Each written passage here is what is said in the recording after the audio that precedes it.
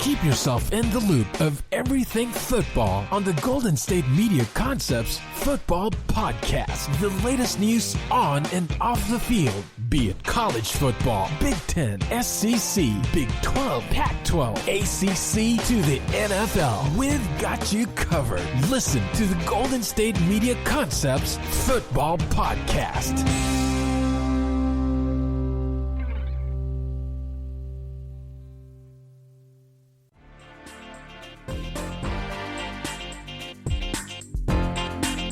Welcome into the GSMC Football Podcast, right here on the GSMC Podcast Network. It is your host, Brice Lewis, back again to discuss everything football related with you guys, college and professional. Hey, we have another great show for you today. As today we're going to get into some discussion about Jared Goff and Sean McVay's relationship, as apparently it's not very great between those two right now. Also, we're going to talk about Philip Rivers retiring from the league. He made it official. We're going to break down the AFC and NFC championship games. We're also going to talk about the big violations at Tennessee. Plus, should the Jets trade Sam Darnold at the end of the day, or should they build around him? So that's what we're going to talk about today on the show. Thank you for tuning in. Thank you for being letting me be part of your day once again here at GSMC. And so let's go ahead and just jump right into it. But I guess actually, hold on a second. Before we jump right into it, I'd like to just let you guys know that I appreciate all of you who all listens to the show. Definitely would not be here without you guys. And definitely appreciate the opportunity to give my knowledge to you. So, like I said, now let's jump right into it. So, Jared Goff has been up and down most of his NFL career. I'm sure everybody, is aware. And so there have been questions, is he good enough to win a Super Bowl? Because you look at the Rams, they have the defense. They seem to have one of the best offensive minds, if not the best offensive mind in the league. You got the receivers. You have a lot of good things going. And Goff can sometimes play like he's one of the best quarterbacks in the league, but he can also play like he's one of the worst. And so obviously when you have a very up and down quarterback as a head coach, you have to start thinking about, okay, in terms of everything that has been put into this situation, is this the best situation, or is this the best guy for the job? And so apparently, according to reports,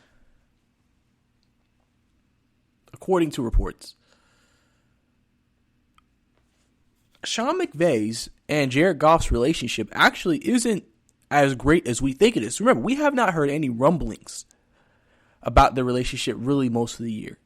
But you know how it usually goes in reporting. You hear things throughout the year, and then maybe at the end of the year, that's when you release a big story on everything you've heard. But we haven't heard anything negatively until this story came out. And apparently they say it's almost like they're going to need some marriage counseling almost. So clearly there are some issues. If you remember earlier in the year, after Jared Goff had a couple of bad games, Sean McVay came out and called out Jared Goff saying, listen, I can give everything to you, but you got to play better if we're going to do anything. And so maybe we don't know, maybe that could have potentially been one of the big moments where that relationship crack showed. And so to me, I think it's extremely interesting to see that, because I think overall, could this open up the door to Jared Goff potentially being moved from LA? It's nobody's discussed it, but it's something that when you hear that a head coach and a quarterback aren't getting along, is that something that now could be considered? Now, we obviously know about Jimmy Garoppolo's switch with Kyle Shanahan. They've won with Jimmy G, but Jimmy G makes mistakes. Sometimes his decision-making is iffy. You can almost say him and Jared Goff are almost the same kind of quarterback in that way. They both have those bad games, sometimes turn the ball over. Both have very great offensive minds. They both have defenses. They both have good running games, receivers. You can almost say they're built the exact same way.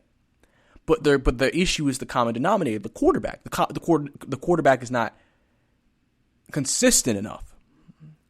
And that's why you're hearing rumors from San Francisco that they will definitely try to move on from Jimmy G if an opportunity presents itself. And so, with Jared Goff's situation, now I feel like since they paid Jared Goff all that money, they're probably going to try to work it out. I don't see them moving off of Jared Goff too quickly or too soon, as they shouldn't. I don't think you need to move that quickly off of him. And so, overall, in that situation, it has now put the Rams in that situation. Now, we have heard of quarterback relationships deteriorating. We know about the Carson Wentz situation with Doug Peterson, why Doug Peterson isn't there now, why now Doug Peterson not being there now increases the chances for Philadelphia to keep Carson Wentz there. It's a part of the game, for this to happen. When you have a quarterback who is inconsistent, like a Jared Goff or a Jimmy G, it's understandable as a head coach, especially guys who are young, up-and-coming innovators like a Jimmy Garoppolo, but like a Sean McVay or a Kyle Shanahan. You probably feel like I think some of that, I don't want to say selfishness kicks in, but some of that self-pride of just, I'm giving you what you need, and we're not reaching the success that we expect to reach with this roster. And I can kind of sit here and kind of say, you are one of the bigger reasons why we're not doing it, which then can obviously make the relationship a little like, eh. And, it's one of those things where, again, since this is just the beginning story of it, we don't know if it's anything really to be concerned about. Sometimes it could just be a matter of, them talking it out and working it out. I mean, another thing that came from the report was that Jared Goff was not happy about not playing, or starting at least in the game, in the divisional game, the wild card game, because it was interesting that Jared Goff was active, but they decided to start the backup. You usually don't see that a lot. Usually, if you're especially in playoff games, even if your starter's banged up, you play him. And the fact that they said, I feel more comfortable starting our backup quarterback and him being our quarterback this game, even though you're available, probably did rear Jared Goff the wrong way. Because he's like, even with my thumb, even though I'm not 100% healthy, I'm trying to be out there for the guys. I was the quarterback. I can play. And you basically said, no, we're gonna put the other guy in. And so I'm sure he probably feels like, so are you saying that you wanted another guy in there instead of me in the first place? And so maybe is a rift that was created. Could that be Sean McVay potentially saying, hey, I'm kind of looking at kind of wanting to move you out, kind of wanting to see what the other guy can do. So, like I said, we don't know if this is going to be an issue that's going to continue to linger within the Rams organization. I'm sure, like I said, you've heard all the criticism on social media about Jared Goff over the years, how people thought he was not deserving of his contract, how people thought he really wasn't as good as we thought he was. And listen, I look at Jared Goff and I say to myself, he's never going to be a top quarterback in this league. But you can win games, because I think one thing we look at nowadays when we try to decide if quarterbacks are good or not, we try to look at, Super Bowls, playoff wins. That's what we try to judge a quarterback on. That's why we judge Lamar Jackson like we do. Even though I think Lamar Jackson is fine at quarterback, people just think if you can't win a Super Bowl with him, he's not good. And that's not the case. Because remember, there are some great Hall of Fame quarterbacks that have never won a Super Bowl before. And so I think we got to get out of that mindset. To me, a quarterback that doesn't work in this league is a guy who doesn't win games. A guy who loses the majority of the games and never even has opportunities to get to the playoffs. If I know every year with a quarterback I'm going to be able to make the playoffs with him, I can understand, you saying in terms of maybe making it to the Super Bowl, hey, maybe we should upgrade. But sometimes that's why you try to put together the best team you can and think, hey, I have great defense, great running game, great this. And if our quarterback can just do this, I think we're good enough to still get to the Super Bowl and win it. Because that's how a lot of teams feel about their situations. Because a lot of things everybody wants a Rodgers or Brice or Brady, where they can take sometimes not the most talented roster to the Super Bowl, instead of having a talented roster and then having maybe the above average quarterback. Because especially since the quarterback position is so important, and we realize how, just crucial it is to your success as a team. But that, to me, is more about just having a capable quarterback than not having a franchise quarterback. So to me, that's why I feel like we can't sit here and, overlook what Jared Goff has done. He's won games. He's made it to the Super Bowl. He's had a great year before. We can't overlook that. He can play. Jared Goff, when Jared Goff is good, he's one of the best. He's had those kind of games. We can sit here and say it's because of the system. We can sit here and say because Sean McVay is so smart and he puts Jared Goff in positions not to mess up. We can sit here and say that. But at the same time, McVay wants to win. And he knows sometimes he has to, hey, Jared Goff, you're going to have to take us home. Remember something. When they went, I believe, 8-8 the year before, Jared Goff they didn't have a running game. Todd Gurley was on the decline, and they had to throw it like 40, 50 times a game. Their offense was still one of the best offenses in the league. Goff threw for a lot of big numbers. But the thing is when he had mistakes, that's when we criticized Goff. That's when we said, hey, he's not good enough. And we said, okay, he's a guy you don't want to have throwing 45, 50 times a game. Well, yes, it would be great to have a Rodgers knowing you throw it 50 times a game. That's a good thing, or a Mahomes. But in most situations, you don't want your quarterback throwing 50 times a game. In general, you rather not have to do that. You saw clearly with Big Ben this year. What was Pittsburgh's issue? They passed the ball too much. They relied too heavily on Big Ben, and that's what led to their eventual downfall. And so with this relationship with Sean McVay and Jared Goff, it'll be interesting to see if it goes anywhere. It'll be interesting, and I don't think the Rams are going to do anything dramatic at quarterback. But I wouldn't be surprised if they drafted a guy in the 3rd, 4th round, potentially. Have a guy that maybe Sean McVay can look at and say, I like him. I like his skill set. Maybe I can develop him within my system and go from there. Because that could be something he does. Because like I said, there's really no point, especially with the money you've invested in the Jared Goff, to go out of your way and try to get a top-flight quarterback. Because more likely than not, you don't have the cap space, the draft pick sometimes with these really good teams to do that. So you have to just take what you got, and then whenever you can get somebody that you like, you bring them in, see what happens, see if things work out, and then see how everything turns out. So overall for me, I think that, we just have to keep an eye on the situation moving forward. If I'm Sean McVay, listen, I already said the Rams, I think, need to put their attention towards offensive line. They're, like I said, they're a little older up front. They have some good. They have a good offensive line, but you are getting older. You may have to make some decisions up front, and try to fortify that. You still get your 3-headed running backs next year. You get your wide receivers back next year. Defensively, you still have Darnold and Jalen Ramsey. You're still going to be in a good position next year of the Rams. It's just more about, hey, what do we need to improve? How can we get better? And then we'll see what happens with the Jared Goff-Sean McVay relationship. See if it improves. Talk it out. You know what I'm saying? See if, that rift maybe that may have started between the two can be fixed. If not, then you may start hearing things later in the offseason about, the Rams are entertaining trading Jared Goff. Potentially, you never know. So it'll be definitely something to me to keep an eye on this offseason with this situation now that report has came out. But right now, I don't really see it as anything crazy or anything that we need to be anything intimate happening from the situation. So that's just how I'm feeling about that situation right now, and we'll have to see what happens with those two going into the offseason. But so that's all the time we have here for this segment. Coming up next, we're going to get into the AFC Championship game. We're going to talk about Kansas City versus Buffalo, talk about that matchup, preview it, give my predictions on the game. So stay tuned for that right here on the GSMC Football Podcast.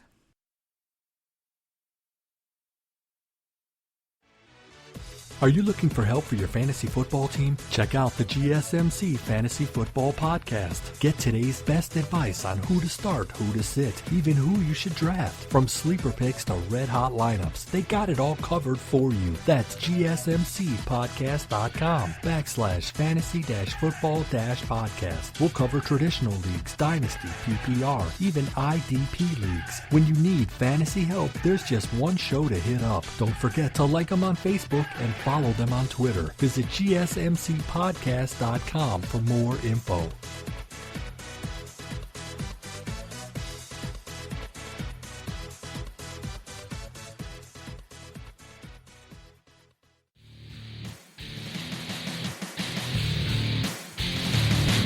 Welcome back to the GSMC Football Podcast. Last segment we discussed the potential rift between Jared Goff and Sean McVay and their relationship, as is reportedly they don't have a great relationship right now, and serious marriage counseling is needed for the two. So we'll see going into the offseason if the Rams can potentially work that relationship out between the two. Could potentially Jared Goff potentially be on the trade market this offseason? That's something to keep an eye on, just in case. This seems like a very quarterback-hungry market this year, with a lot of teams maybe looking to move on from guys currently under the helm or looking to get a guy to be the face of their franchise moving forward. But before we get into this current segment, or this next topic, we're going to go ahead first and remind you guys, please, if you want to support us on Twitter, don't forget to follow us at GSMC_football. That's GSMC_football, where we discuss everything from highlights to the latest news, happenings, off-season reports, game recaps, everything on GSMC_football. That's GSMC_football on Twitter. So, now we're going to get into our breakdown of our AFC Championship game between the Buffalo Bills and the Kansas City Chiefs. As some people may know, this is the third straight year Kansas City has hosted a AFC Championship game, which is a record that no other team has ever done in NFL history. So Kansas City has that. You have Buffalo coming to town, taking that next step under Sean McDermott. Josh Allen took that next step as the quarterback, and now they're currently in position to go back to the Super Bowl for the first time ever since they went, 4 consecutive times, and lost all 4. So, obviously, hopefully if they won this game, they're looking to change the actual ending result of that next game in that position, but they have an opportunity to make it back. And if you remember, you have to remember something about the Bills. And I think a lot of people, especially my generation, I was born in 97, and I didn't start watching football in 2007, but, if you think about everything realistically, so I was 10 when I started watching football. The whole time I've been mainly watching football, the Bills have never really been great. Now, they've had maybe a one sneaky playoff season here and there. Obviously, I remember the Tyrod Taylor one. Obviously, that was the most recent one they had. But the Bills have never really been considered a great team. Now, we know New England has been dominating the division, so it's not that. But just, in terms of a second good team in that division, Buffalo hasn't always had the best. Now, Buffalo, as far as I remember, has always had good defenses, all the way from Tito Spikes, to Kyle Williams, and now, Travis White and everything. And defense has always been a staple in Buffalo. Offensively, they've been searching for the quarterback for so long. They really haven't had a good quarterback in so long. I remember J.P. Losman. I remember those days. Ryan Fitzpatrick had a stint up there. They've had, Tyrod Taylor, obviously, like I said. They've had a good number of quarterbacks try to. I believe Kyle Allen too was the quarterback too. I don't know if y'all remember Kyle Allen. I mean, not Kyle Allen. What am I saying? Kyle Orton. My bad. Kyle Orton. Kyle Orton, if you remember, I believe he was also the quarterback of the Bills as well for a short stint. And, the Bills have just never, during my lifetime, been as good as they've been now. And so, seeing them in this position is completely unfamiliar territory. You're so used to seeing a New England, an Indianapolis, a Pittsburgh, usually the Baltimore, usually the same 4 teams you usually would think dominate the AFC year after year. I mean, the NFC. No, yeah, the AFC year after year. I'm sorry, I'm a little off this segment. I'm sure y'all can tell, my bad. But, we'll keep it pushing. We'll keep it pushing. But, yeah, so they've been really the teams. Now, you got Buffalo raising back up to this level. They have found their quarterback. They have a really good team. Sean McDermott's a really good coach.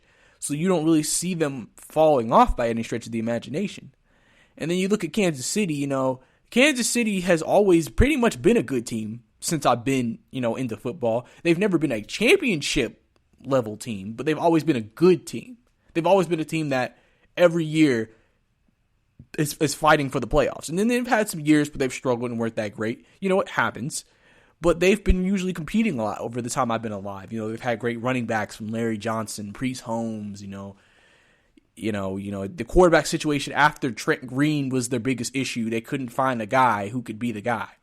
Remember Brody Coyle and others. Alex Smith, they had a good run with Alex Smith for a minute. And so overall, Kansas City has been pretty competitive. Now with Patrick Mahomes, they've clearly reached another level. They've been to a Super Bowl, should have been to two, some people may say should be two back-to-back champions going for a repeat. But they have a chance to get to their second Super Bowl in this game, hosting the AFC Championship game. Obviously, they've been having fans since game one. I think the crowd has slowly grown in capacity since then, but still under COVID protocol, not going to be full capacity. And I think it's extremely exciting to see that Kansas City may now be the face of the AFC for years to come. And, before it was New England, literally every year you felt like New England was going to make it to the Super Bowl. And you just always had to, and what was the intriguing thing of it was, well, who could be that team who could beat New England? Now, with Kansas City, you're thinking every year with Patrick Mahomes in this offense, they're going to be the favorite to win the AFC every year. And then you're just going to see who's the one team who could beat this team. And this year, that team is Buffalo. They have the chance to beat them. I think they played earlier this year, and the Chiefs won that game pretty handily. But that's when the Bills were not playing their best football. That's when they went to that stretch where they lost a couple of games in a row. They lost to Tennessee, then lost to Kansas City. I think Buffalo is playing much better at this point. I think, they're healthy. And, the big thing for me with this game for Kansas City is we are all wondering, is Patrick Mahomes going to play? I think he will. He's already participated in practice. I don't think, to me, unless they have some type of a setback or something is clear and obvious still wrong with him by that time, I think he will pass, concussion protocol and he'll be back and he'll be ready to go Sunday and be able to lead his team. So if we're looking into the breakdown of the game, I think the one thing that's always kind of worried me about the Bills that I've noticed, especially in these playoff games, so I feel like the playoffs low-key exposes teams more than in the regular season. Like, sometimes you'll notice things in the regular season, but then the playoffs will fully exploit it because teams now are fully trying to exploit it. And it's not they're not trying to during the regular season, but, you're going against different teams week after week. You may know what their weakness is, but you may not be good enough to stop it. Where now in the playoffs, most teams are around the same level of talent.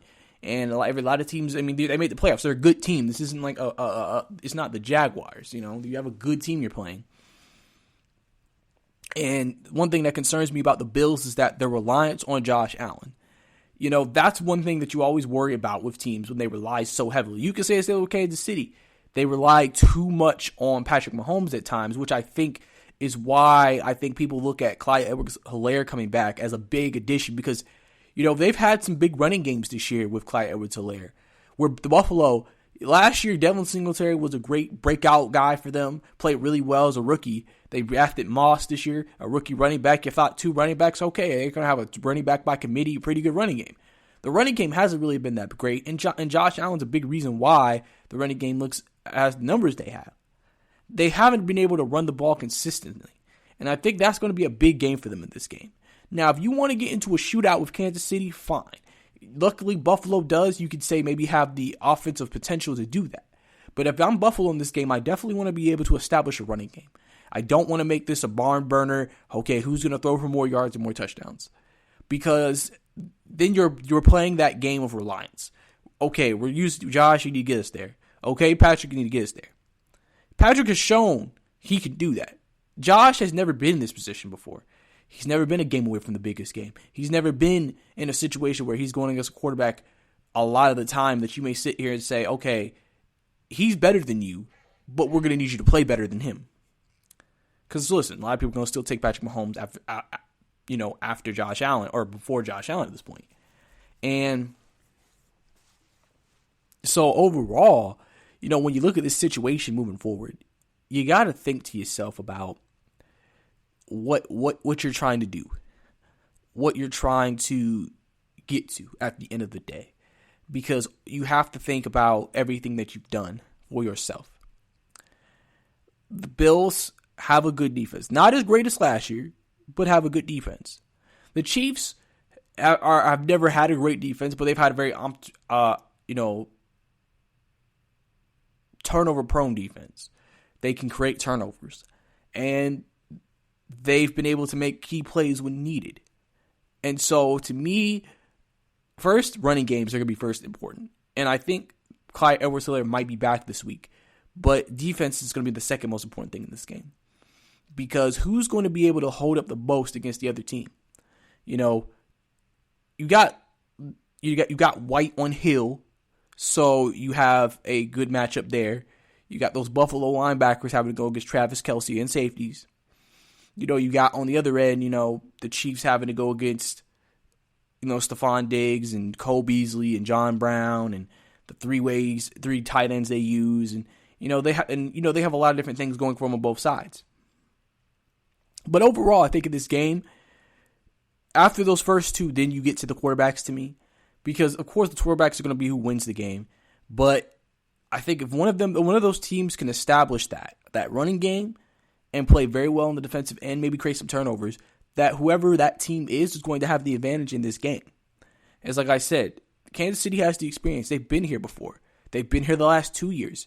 Andy Reid has been here so many times in his career in a championship game. Patrick Mahomes has been here for the last 2 years. They know what it takes to win. Buffalo has never been in this position before. But you can make an argument that coming into the playoffs, Buffalo was playing better than Kansas City. And listen, we saw Kansas City last week against Cleveland play very, very well before Patrick Mahomes went out. So they looked good. And so to me in this game, I think it's going to come down to this. If someone can establish a running game, and whoever makes the less mistakes, I think is going to have the advantage to win the ball game. And to me, I'm going to do something here where if I had to make a prediction, I'm going to take in an upset the Buffalo Bills to defeat the Kansas City Chiefs. I think Buffalo will be able to get the job done. I have this feeling in this game that Josh Allen's going to have the ball last, and he's going to drive them down the field to win the game. I think, especially after losing, I always sometimes like to say, those revenge games, when you've played a team once, you saw what the mistakes you made. It's easier for a team that loses those games to make those changes that are necessary than a team who won. Because let's say they had a great rushing game that day. Well, you're going to sit here and think, well, we could do that again probably. Yeah, this team isn't the exact same team it was then, but, you have no reason not to try to do it again. And I think, Buffalo's going to come into this game motivated. They know they were favorites to start the week. Like I said, with Patrick Mahomes probably going to be in there, you kind of knew for the most part that it was going to switch back to Kansas City as now they're plus 3-point favorites. But I'm going to go with Buffalo to win the game and make it to their first Super Bowl since the 90s. So, Bills Mafia, don't let me down. I'm putting a lot of faith in you guys this week to beat Patrick Mahomes. I expect Josh Allen to have a great game, and I expect it to be a great game all around. Can't wait to see it. Cannot wait to see the game this Sunday. But that's all the time we have here for this segment. Coming up next, we're going to get to the NFC Championship game and break it down. So stay tuned right here on the GSMC Football Podcast. Check out the show that's built on the MMA. From the UFC to extreme cage fighting, they got the fights covered. Check out the GSMC MMA podcast. Get the latest news on past or upcoming fights. Join us as we talk to and about some of the biggest names in the MMA, past, present, and future. When it's the fight game, there's just one show to check out. GSMCpodcast.com/MMA-podcast. Don't forget to like them on Facebook and follow them on Twitter. Visit GSMCpodcast.com for more info.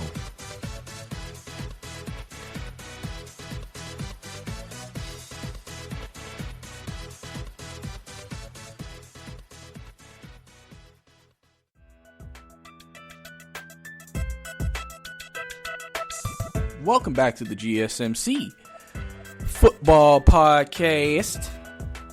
Last segment, we just broke down, discussed both teams from the AFC Championship game, broke down my keys to the game, who I thought was going to win the game, and all of that right there, as I expect that to be a really good game this Sunday.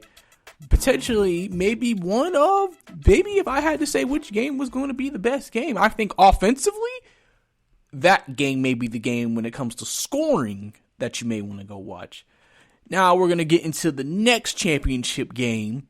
But before I do, I would like to let you guys know, please, whatever platform that you're listening to us on, or wherever listening to GSMC Football Podcast on, don't forget to leave a review, subscribe, share with your friends, all of that. Definitely appreciate it. Definitely helps out the podcast. So definitely do not be afraid to sit there and just, really show love to GSMC, because we definitely love getting love from you guys. But now let's get into the NFC Championship game, which now is between the Tampa Bay Buccaneers and the Green Bay Packers of Lambeau Field. Rematch of Week 6 where Tampa Bay destroyed Green Bay. Now, I think Green Bay is a different team now as they were then. If you look at Tampa Bay, if we're going to discuss them first, they seem to have found their offense the last 6 weeks. They've seemed to found their rhythm. Some people like to say they maybe turned into more of a Tom Brady-ish kind of offense. Antonio Brown's looking like he's starting to work, even though we're not sure if he's going to be able to play on Sunday. They seem to have a lot of things going. Good thing for them. They can run the football with Ronald Jones. It's clearly, I think Ronald Jones has somewhat, to me, out of both the running backs between him and Leonard Fournette, has shown he's the better back between the two. But Leonard Fournette is definitely valuable just to have two guys like that come in there and pound the defense. And then, you got all those weapons from Godwin and Gronk and Brait and Brown and Evans and, Scotty Miller and just a lot of guys. Brady has a lot of weapons. And then Tom Brady himself, the 43-year-old, still playing at a high level, still playing very well at this age. It's absolutely amazing and crazy what he's done. But he's absolutely been fantastic. And so, he's done a lot. He's done a lot in his time, in Tampa Bay, just in his straight year. And think about his first year in Tampa Bay. This is why they brought him here. They wanted to finally have that success, be a winning franchise. They haven't won a Super Bowl since John Gruden was there. And now they're looking at it and saying, with Tom, we think we have all the pieces to the puzzle to win it. Tom Brady's in search of getting his potentially next Super Bowl ring. And, further establishing himself as the GOAT of all quarterbacks. And so, that's something that, was great for his legacy. Bruce Arians looking to get a championship here as a head coach, looking to, be in that position. He has not been in this position since he was with Arizona. If you remember, with Kurt Warner was the last time he was in this position. And so he's definitely someone who is very deserving of this opportunity as well. And actually, that's an error, my bad. Ken Wisenhunt was still the head coach of the Cardinals on that team. I believe Bruce Arians was actually coaching on Pittsburgh at that time. And so basically, he was still part of that game. So you see my point. Listen, I know, again, guys, I've been off today. I got it. It happens. But basically, the point is, Bruce Arians is in a position, like I said, to win a Super Bowl the first time as a head coach. And, listen, he's been, people have criticized his coaching style a little bit, calling out Brady this year. Sometimes are you putting Brady in an offense that maybe he is not familiar with? And listen, we got to also think about the logistics here. You're bringing a lot of pieces together, trying to make it work. It's going to take some time. It's going to have some growing pains. It's a part of it. And you just got to work on it and continue to grind and continue to pull through. And then if you're looking at things, from Green Bay side, remember, they were 13-3. And everybody said they were a fraudulent 13-3. They thought they were not tough whatsoever. So that's why when they went against a physically tough football team like the San Francisco 49ers, they got ran over twice in the same year by them. Rodgers was out here. People were questioning, do they have any wide receivers outside Devontae Adams? Do they have a good enough team? And then at the beginning of the year, in certain games against more physical teams like the Tampa Bay game that I just mentioned, People again question, is Green Bay really even that good? Is Green Bay even that talented? Are they another fraudulent team? Is it just because of Rodgers that they're winning games, but really at the end of the day, when it gets to the playoffs and the teams are better, you'll show. Last week, they went against a Rams team who you could honestly say is probably one of the best all-around teams, actually. Even though, yes, Aaron Darnold was hurt and Jared Goff was injured. You still had one of the top 5 defenses in the league. You still had one of the most innovative offensive minds in Sean McVay in that offense last week. And they came out there and they pretty much handled the game from start to finish. They played extremely well. Aaron Rodgers played extremely well. Aaron Jones played well. And so for overall and for within everything, you clearly saw that, they kind of started making that step forward, and another game that was maybe big for them was the Tennessee Titans. Tennessee, obviously we know Derrick Henry. So you think they have to be a physical football team when you have a running back like Derrick Henry. And they went in there and they shut Derrick Henry down. They came out there in the snow and said, we are not going to let Derrick Henry do it to us. And they didn't. And they played extremely well and handled Tennessee in that game. And so really, you've seen glimpses from Green Bay that shows them that they're not that same team that Tampa Bay played in Week 6. They're a completely different team now, and they're looking to show that.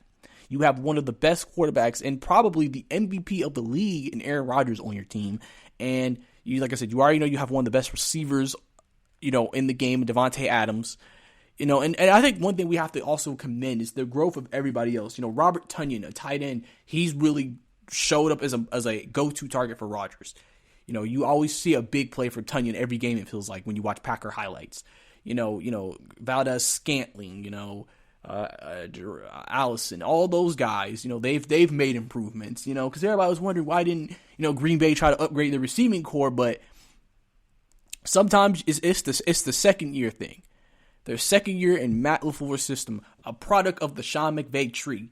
And now you take the same guys you have, and now your offense is now all of a sudden one of the best offenses in the NFL. That doesn't just happen because overnight. That means the coaching is great. The system puts everybody in position to be successful. And then when you have a guy like Aaron Rodgers able to command that entire ship, it just puts you in a great position to be successful overall. And then the defense has made strides. They've improved. Listen, Green Bay's defense, they've never been known to have some elite defense. But they've always had a defense that could be optimistic. They can get after the passer. And so with this team, it looks like they're completely different, and Tampa Bay is going to be in for it. Now, if you look at this game, we know a lot of people are going to put a lot of individual attention into the Brady-Rodgers matchup. Of course, they're the biggest names in the game. Why wouldn't you? But I think one thing we have to look at here is overall, both of these teams in their running games could be very important, because I've noticed Tampa Bay in their games have started to try to do more of a run first to set up the pass. And I think Green Bay might want to do the same with Aaron Jones. Now, the difference is Tampa Bay does have one of the best run defenses in the NFL. So that's going to be a big key here, because I think Tampa Bay feels like if we shut down Aaron Jones and make Tampa Bay one-dimensional, they maybe feel a little bit better about their chances and overall, because they said last time we made them one-dimensional, we were able to get after him, we were able to get to him, and we were able to get him to make mistakes. And so they're probably like, listen, we're going to we'll have to do that. And remember, don't forget when they lost their best left tackle, Green Bay did, in practice. And so people were like, oh, what's going to happen? Is that going to affect them? Now, it hasn't affected them, but maybe this is a game that could pop out. You have people who think, it's that history between Aaron Rodgers and Ndamukong Suh might come to play here. We know about, the famous play where he stepped on Aaron Rodgers, things like that. So, obviously there's history there, but overall, I think this game's going to come down to it's going to basically come down to me what happened in Week 6 in terms of after that game, who's the most physical team? At the end of the day, it's about physicality. The line of scrimmage is going to be the biggest matchup in this game, because we've seen when Tom Brady's under pressure, he struggles. We've seen when Rodgers is under pressure, he struggles. Now, Rodgers is more mobile, so he has more of the playmaking ability to make something out of nothing if nothing's there or they're struggling. Or Brady is more of a pocket guy who is still mobile, not mobile in terms of straight line or side-to-side speed, but very good and elusive in the pocket. And so it's going to be a matter of who can get to each other's quarterback and then who can create the most turnovers. That's also going to be a big thing because that's what changed the game around for Tampa Bay in Week 6. They were able to create turnovers, get Rodgers under pressure. Boom, 2 interceptions. Now this is like Rodgers was out of it. Now this is the same way. If they can get Rodgers to commit some turnovers, they're going to have some short fields, and if they can execute and score touchdowns, they're going to have a great chance to win. But same thing, Green Bay, I'm sure they're going to be looking, okay, if we get some turnovers from Tom Brady this week. And listen, if Antonio Brown doesn't play, that could be a bigger loss than we think because Antonio Brown really plays out of the slot now, and he's going to get your slot guy, and he's been able to win that matchup, but also and alternate outside too, and losing him. They have plenty of receiver depth, so it's not like they're not going to be still fine at receiver. It's just going to maybe provide more time for Scotty Miller.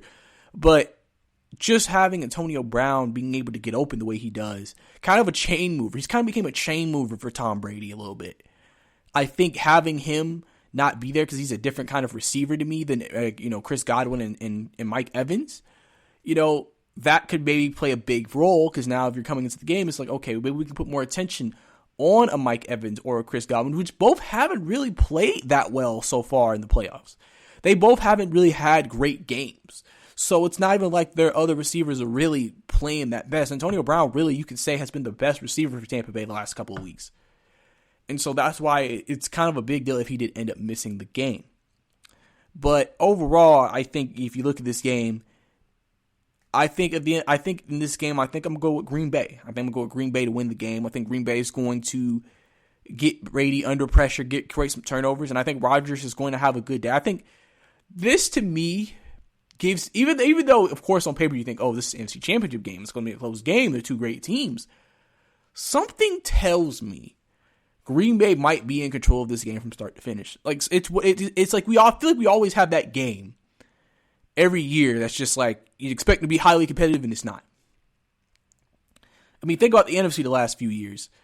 You had a hot team coming in, going against another great team, and then they get blown out.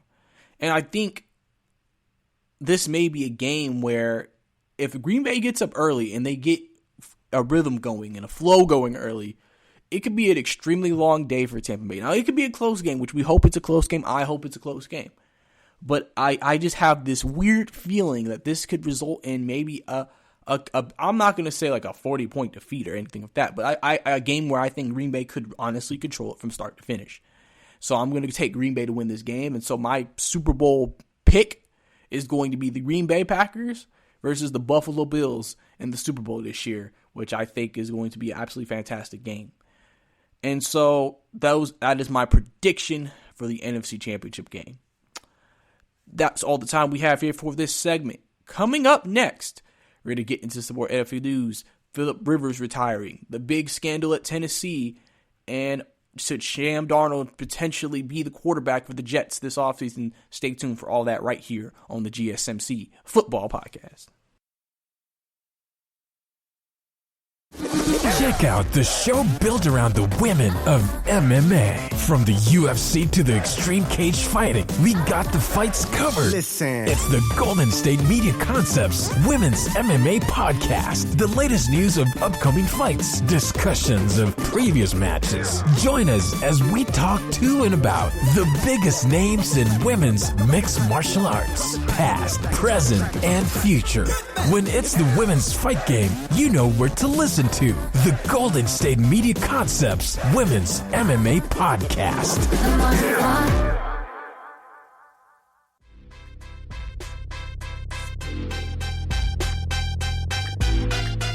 Welcome back to the GSMC Football Podcast. Last segment, I discussed and gave my predictions and breakdown of the NFC Championship game between the Tampa Bay Buccaneers and the Green Bay Packers. I've given my predictions for both, and I have a Bills-Packers Super Bowl, so that's what I'm predicting to happen. It'll be very exciting to watch both games. I look forward to sitting on my couch with the flat screen, eating a good meal probably, maybe some wings, you know what I'm saying, and watching the games. So very, very, very exciting time for a football fan as myself at this moment in time. But now we have to continue on with the rest of the news before we get out of here. First, I want to talk about the Tennessee scandal. It's not a scandal, so that's a raw. It's basically the how can I put this? What's a good word? Well, basically, Tennessee's in shambles right now because apparently they potentially have many serious violations in the recruiting process against them. Jeremy Pruitt has been fired as head coach of Tennessee. They've had recruits decommit. They've had certain staff members leave. They've had their AD retire. So clearly, this is pretty big stuff if you have all these people leaving after this comes out. Apparently, they were giving money to recruits in McDonald's bags. And so it's like one of those situations. But it's actually kind of funny because it's just like you giving money to all these recruits and you still having losing seasons. Usually, at least if you go cheat, teams are good. At least when Ole Miss cheated, they had good teams. They were able to compete against Alabama. They beat Alabama. You know what I'm saying? At least if you go cheat, at least it be good. Make it worth it. You cheat and you still bad. It's just like, oh boy, that's not good at all. So Tennessee right now, they've always been a program in the SEC that, has had good traditional history being one of the top SEC teams, but obviously they haven't been in a minute, and this isn't helping. Now they're losing recruits. These violations are about to hit them. I'm sure they're probably going to have a bowl ban. They're probably going to get some reduced scholarships because those are pretty serious accusations if you're out here giving out bags of money to recruits. So Tennessee's about to go through a period of time where they're going to probably definitely, you think they were down now, they're going to be down for the next years to come, however hard the NCAA decides to come down. When we finally get all the information on what's happening within the Tennessee Volunteers organization, that's going to be something. So it's just crazy how this has happened. It's crazy. Players probably are going to be transferring left and right. As you've already heard, 4 starters from Tennessee have hit the portal. You are clearly seeing that this is one of those situations where you're losing all your talent, you're losing your recruits. Whoever basically comes into this situation for Tennessee is going to have to basically now take what they have and just maybe try to get whoever they can get to come, get whatever recruits they can get to come. Their probably recruiting class is going to drop dramatically, clearly. And they're just going to have to, it's going to be a job for whoever takes the Tennessee job list. You're going to be bad at first. But we've seen teams that have gone through this period of time and been able to get themselves back on track. Baylor is the recent example when they had those violations, or actually those sexual assault conduct violations, able to bounce back with Matt Rule, able to get them to being a good team once the ban, everything moved on. So it's possible, but this is really just damaging to the face of Tennessee, to who they are as a program, and just having this happen now, it's just not good at all. It's just not good at all, and I'm sure Pruitt's going to be punished. That's why Fulmer would probably be retired. He was just like, listen, I'm not even going to get back into it. If they going to punish me, I'm not even going to do anything within it again. Everybody who certain coaches that were involved, they're going to get punished. Would they potentially make those players who got money suspended? Would they make them ineligible? All that is going to be something they have to determine. And this is just not a really good, this is not good at all if you're a Tennessee Volunteer fan, and you really were thinking, oh, maybe Tennessee can have a good year this year. Now your team basically is about to go, it's going to be bad whenever the NCAA lays their punishments on them. So just wanted to give y'all guys that the situation with Tennessee is, I've seen things like that, and it's crazy to see what's happening with their football program. But now I want to get into the question that people have been asking with the Deshaun Watson rumors. Obviously, the Jets having the second pick. What to do with Sam Darnold? Now, there's 3 ways people are thinking. You get Deshaun Watson, you got 2 first-round picks, you got 5 first-round draft picks the next 3 years. You got Sam Darnold, and you're rebuilding with Robert Saleh. And, you're trying to get this team back on track. You have the option of maybe taking a Justin Fields if you think he'll be better than Sam Darnold. And then, or you could stick to Sam Darnold himself, put a better roster around him, and see what he can do with that. And so, to me in this situation, I've always been a guy. It's the same thing I say about Tua. Now, Sam Darnold has played for 3 years, so it's not like Tua's coming off 10 games and all that happened. It's been 3 years. But I think if you're the Jets, here's the thing you have to think about. Yes, a quarterback is important, but you have to weigh. With this new coaching staff and with Joe Douglas, you have to ask yourself, how much do you like Sam? Because Sam is the cheaper alternative. He'll have more cap space. You have all these picks. And you can really build up this team around Sam Darnold and be good if he ends up being good. You can trade for Deshaun. Lose some cap space because his contract's big. Lose some picks, but you can still do something with the picks you have. It's not like when you lose first round picks, people think, oh, that's your draft class. You got second, third. You're just gonna have to hit on your second, third, fourth, and fifth round picks. That's what I feel like makes a great drafter to me. Is not if he hits on his first round picks. Can you hit on those fourth and fifth round picks? And obviously you'll still probably have plenty of cap space, but obviously you won't have the maximum amount of flexibility, money, and draft picks that you had coming into it if you did trade for Deshaun Watson.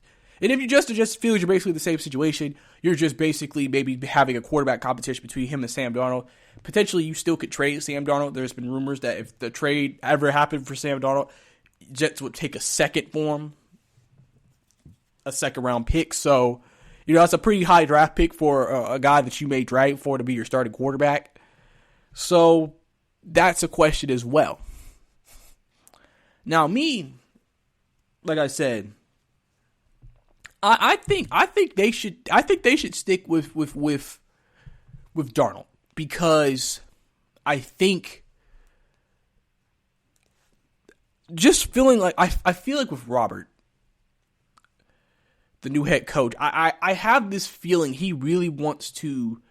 I feel like he being in San Francisco and seeing how they built that team, how they drafted well. They signed guys. They were able to build a very good team around Jimmy G. Listen, we can sit here and say Jimmy G, isn't that great, but they've won games with Jimmy G. They've made it to a Super Bowl with Jimmy Garoppolo. You can't just underrate that. You can sit here and say it was the running game. Listen, one thing I always have an argument to that. Do you not want your running game to be that dominant? Do you not want your defense to be that dominant? Do you not want that? It's like we want our teams to not be that good, so the quarterback has to save the day just to justify the quarterback is good. And I feel like, if you have that luxury, then great. But I feel like, personally, they should take that route and build the way he saw Kyle Shanahan and John Lynch build the 49ers. Because like I said, you can still build because you have a lot of cap space and draft capital, but you'll say you give up your 2 firsts next year for this year and a first next year for Deshaun Watson. You still got other picks to do and still improve the team, but you gave up a lot of picks for him, right? So now you can't get those first round picks. And also, remember, I think he only counts $19 million against the cap this year, which isn't a huge cap hit. So they have a lot. You're only going to lose maybe like a quarter of your cap. You'll be fine. But you also have other needs you have to fill. I mean, the Jets still have to get a running back. They may have wanted to take that top tackle, and so they have to maybe fill another way to fortify their offensive line. They have needs on the defensive end. Now, luckily, they're getting C.J. Mosley back next year, their star linebacker. They're going to have to find a Jamal Adams replacement unless they are comfortable who they have on the roster. There's still a lot of changes and adjustments that need to be made on this team with the Jets. And so if you did make that trade for Deshaun Watson, you do lose the ability to potentially have a top-level player from this year's draft fill that position. But like I said, just depends. Can you hit on later draft picks in those spots? But it definitely makes sense. But you see, if with the franchise quarterback in this league, if you have the franchise quarterback, you could be very successful. Having Deshaun Watson will definitely make the Jets a much more easier, because Deshaun can give you 2-3 wins just right there, just because it's Deshaun. and you could still put a good roster around him. And so, to me, I understand it sounds enticing. It sounds like, hey, but if I'm Robert, I would heavily consider hanging on to Sam and building the team. Build it like you built San Francisco with Kyle, where you were over there with Kyle Shanahan. And then if Sam Darnold ends up unlocking this untapped potential that everybody has, you could potentially have a franchise quarterback right now, have plenty of cap space for years to come, and be good to go. And then you're still just in a great position as if you were if maybe you traded for Deshaun. So that's just my thoughts on the Sam Darnold situation. And then lastly, before we get out of here, I want to talk about Phillip Rivers officially retiring from the league, 17 years in the league. You know, he's been here for such a long time, and part of that draft class with Big Ben and Eli Manning. Never won a championship, but, you know, known for his great, clean trash talk, a fiery player on the field, great performances. You know, I've watched Phillip Rivers ever since I've been into football, clearly. You know, I remember the game he tore his ACL, I believe he tore his ACL, and still played against New England. I've seen, you know, some of the Phillip Rivers performances we've seen, and honestly it's actually, you know, incredible for what he's done. He had a very good last year with Indianapolis too. It wasn't even like he was bad. Usually quarterbacks in these years, they might fall off a cliff and just have a dramatic dive. In the playoff game, he played very well. He played very well against Buffalo. Could have won that game. Could have been still playing last week. And so now him calling it a quits, you know, listen, like I said, he was a joy to watch on NFL Films. He's a joy to, you know, cover. Obviously, you know, they've said he wants to go into coaching, so we maybe see him potentially coaching at the NFL or college level potentially. And I definitely expect Phillip Rivers to be in the Hall of Fame one day, even without a championship, because he's had a very historic career, and you can't just take that away from him. And so I feel like definitely he's somebody who deserves all the credit, recognition. And, you know, listen, you know, your Colts got a quarterback opening now. They have plenty to do, find out what they're going to do without Phillip Rivers. But luckily, at least for now, you know, congratulations, Phillip Rivers. Appreciate watching you all these years. Hope the best for you in your second part of your life. And it'll be a miss joining you, watching you play on the field. So with that, we're gonna go ahead and leave this podcast there. This was the GSMC Football Podcast with your host Brice Lewis. I appreciate you listening. Don't forget to listen to our other amazing podcasts here at the GSMC Podcast Network. I'm signing out. Have a good day. You've been listening to the Golden State Media Concepts Football Podcast, part of the Golden State Media Concepts Podcast Network. You can find this show and others like it at www.gsmcpodcast.com. Download our podcast on iTunes, Stitcher, SoundCloud, and Google Play. Just type in GSMC to find all the shows from the Golden State Media Concepts Podcast Network, from movies to music, from sports to entertainment, and even weird news. You can also follow us on Twitter and on Facebook. Thank you, and we hope you have enjoyed today's program.